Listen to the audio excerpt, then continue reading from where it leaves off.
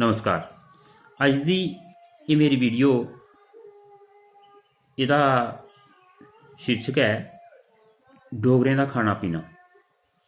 यानी अस जेह्ड़े डोगरे लोग हाँ अस घरें बिच्च केह् खन्ने बनाने आं ते अगर कोई घरै च मेहमान आई जा ते उसी अस केह् खलाने आं ते उसदे बारे च ये वीडियो है मेरी। अज बड़े ध्यानै कन्नै सुनो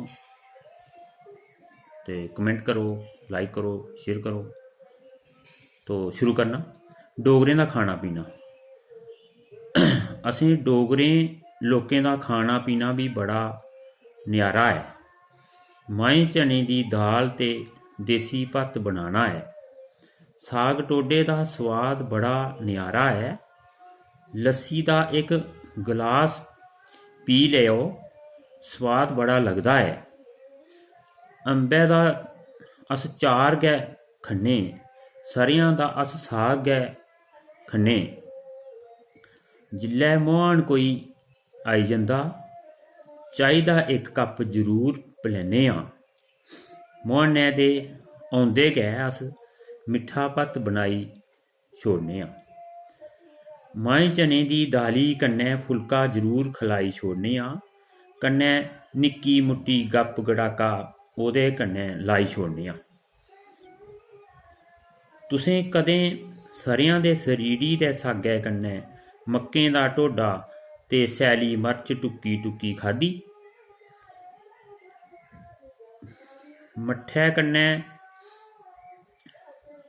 ढोडा ते कन्नै अंबै दा चारै दा स्वाद कदें लैता?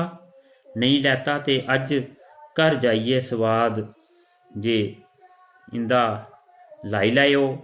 फिर कल आइयै मिगी एह् गल्ल जरूर सनाई छोड़ेओ। केईं लोग तिंबरू दी चटनी कन्नै लस्सी ढोडा खाई जंदे।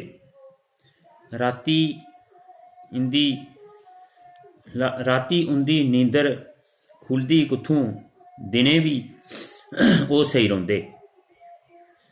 लस्सी दी अस कढ़ी बनांदे। डोगरे लोग अस कढ़ी ढोडा माएं चने दी दाल आमतौर खाने पीने की घरें च दिक्खने च मिलदी है। लस्सी दी अस कढ़ी बनांदे बिच तनेल पाइयै। जिल्लै अस खान बौह्ने आं ढिड्ड साढ़ा बस कदें करदा नहीं। घड़ोली दा तुस अंबल बनाई लैओ, राजमाएं दी दाल बनाई लैओ। घड़ोली दा अंबल, दाल, राजमा ते एह् चीज़ां साढ़े डोगरे लोकें दी खाने पीने च बड़ियां गै। ते जिल्लै अस खान बौह्ने आं एह् चीज़ां ते भुक्ख लगदी ते अस एह् चीज़ां जेह्ड़ियां अस खन्ने आं और मेहमानें गी बी खलाने आं। साढ़े डोगरे लोकें दा एह् सारा खाना पीना है, देसी खाना पीना साढ़े डोगरे लोकें दा। ते एह् सी मेरी अज दी वीडियो। जय हिंद।